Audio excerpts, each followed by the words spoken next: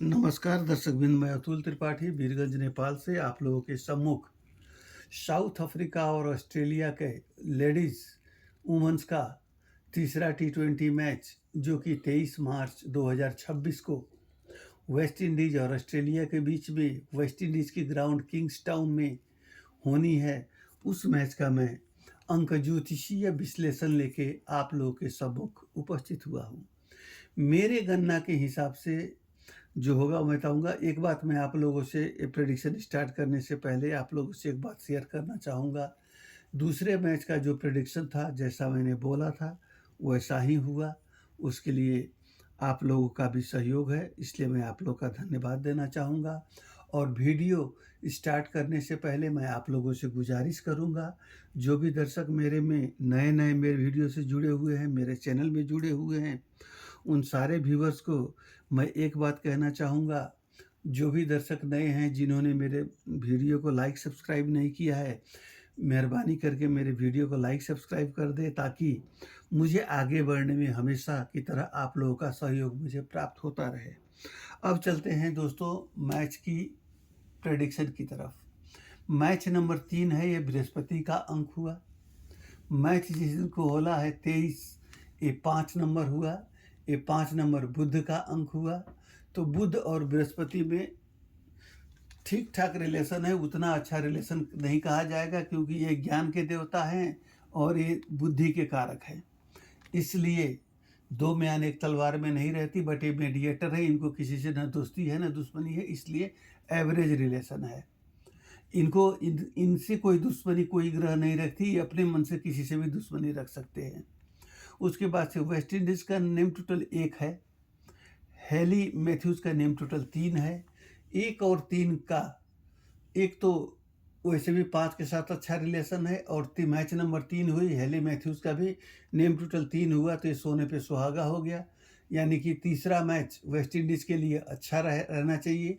इसके बाद से अब चलते हैं ऑस्ट्रेलिया का नेम टोटल 4, सोफी मोलिनेक्स का नेम टोटल 4। ये 4 राहु का नंबर हुआ, तो राहु का तो न गुरु के साथ 3 नंबर के साथ अच्छा संबंध है, बुध के साथ तो एवरेज है, बुध का किसी से राहु से दुश्मनी नहीं है, तो डेट जो है इन लोगों को फेवर करेगा। ग्राउंड उतना फेवर नहीं करेगा। 9 नंबर मंगल का हुआ, ये राहु का नंबर है। अब इसके बाद से हेली मैथ्यूज़ का नेम टोटल 3, इनका डेट ऑफ बर्थ 19 मार्च 1998 है। इनका हम लोग ग्रिड बनाते हैं तो मूलांक 1, भाग्यांक 4 और देवांक 4 होगा। तो यहाँ पे एक बात एक क्लियर आपको देखने को मिल जाएगी, 1 और 4 की आपस में शत्रुता है। 1 के शत्रु नंबर 4, 7 और 8 है, यानी कि राहु केतु शनि दुश्मन है। तो एक बात हम लोग को कभी नहीं भूलना चाहिए कि इनकी जो ड्राइवर नंबर और कंडक्टर नंबर तथा एंजल नंबर एक दूसरे के बैरी है। ड्राइवर कंडक्टर एक दूसरे के बैरी हैं। तो ऐसे में घर के अंदर भी दुश्मन हो, घर के बाहर भी दुश्मन हो, तो ऐसे में बंदा क्या डिसीजन लेगा, कैसे डिसीजन लेगा, वो तो on dot fraction of time पे ऑन द डॉट डिसीजन आने पे आएगा। आप ऐसे नंबर्स की प्रेडिक्शन पॉजिटिव नेगेटिव करना मुश्किल होता है। अब इनका जो ग्रिड बनाते हैं, लॉन्ग विजन ग्रिड एक कंप्लीट, इनकी खेल में कहीं ना कहीं इनकी प्लानिट में दूरदर्शिता हम लोग को देखने को अवश्य मिलेगी। हाँ, अब इसके बाद से यहाँ पे कोई ग्रिड कंप्लीट नहीं है। 4 बार 9 आया है, 9 मजबूत है। 4 बार 1 आया है, 1 मजबूत है। 2 बार 3 आया है, 3 मजबूत है। 2 बार 4 आया है, 2 मजबूत है। यानी कि 5 नंबर प्रेजेंट्स हैं, जिसमें कि 4 नंबर मजबूत हैं। इनके कुंडली की इनके निम्रोस्कोप की ये अच्छी बात है। अब मैच वाले दिन में 23/3/2026 का ग्रिड बनाते हैं, तो सिल्वर एरो, टारगेट एरो और प्रैक्टिकल एरो, ये तीनों मजबूत है। अब यहाँ पे कंपेयर हम लोग करते हैं तो 9 नंबर मजबूत है, एक मिला। 3 नंबर मजबूत है, दूसरा मिला। इसके बाद से और कोई मैच नहीं कर रहा है, यहाँ पे एक एक बार आया हुआ है। अब इसके बाद से हम लोग ऑस्ट्रेलिया की जो कैप्टन है सोफी मोलिनेक्स, इनका डेट ऑफ बर्थ है 17/4/1998। इनका ड्राइवर 8, कंडक्टर 9 और एंजल 4। तो यहाँ पे शनि मंगल का अच्छा रिलेशन है, शनि का राहु के साथ भी अच्छा रिलेशन है। इनकी ड्राइवर कंडक्टर नंबर के अपेक्षा इनका ठीक है। इनका ग्रिड बनाते हैं तो बैड लक, इनका कोई ग्रिड ही नहीं बन रहा है, सबसे पहली बात। दूसरी बात, यहाँ पे देखा जाए तो मंगल इनके भी मजबूत हैं, मंगल यहाँ पर भी मजबूत है, मंगल यहाँ पर भी मजबूत है। अब इसके बाद से यहाँ पे गुरु नहीं है, यहाँ पे गुरु मजबूत है, यहाँ पे गुरु मजबूत है, एक प्लस पॉइंट इनके लिए हो गई।